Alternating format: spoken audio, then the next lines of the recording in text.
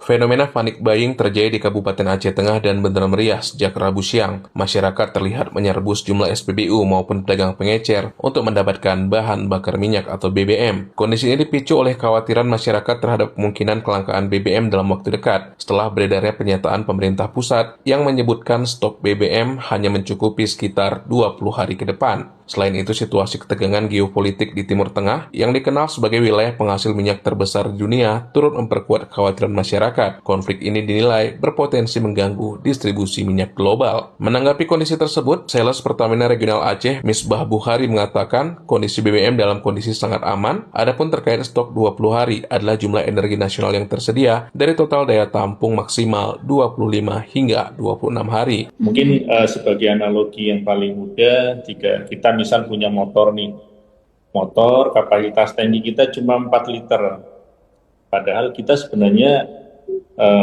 mampu beli lebih dari 4 liter. Terus kebutuhan kita mungkin sehari 1 liter lah taruhlah, berarti kan 4 hari itu. Tapi bukan berarti kita akan stuck di 4 hari itu, melainkan pasti kan besoknya atau lusanya ngisi kembali dan seterusnya. Nah, ini juga konsepnya mirip-mirip bahwa kita itu dijaga di ketahanan aman.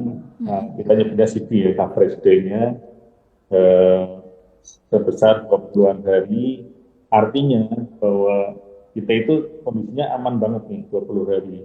Karena hari berikutnya 1-2 hari itu supply itu tetap jalan dinamis. Jadi ketahan di 20 hari terus, bukan berarti 20 hari sisa tinggal 20 hari itu bukan, tapi itu adalah cadangan minyak secara nasional.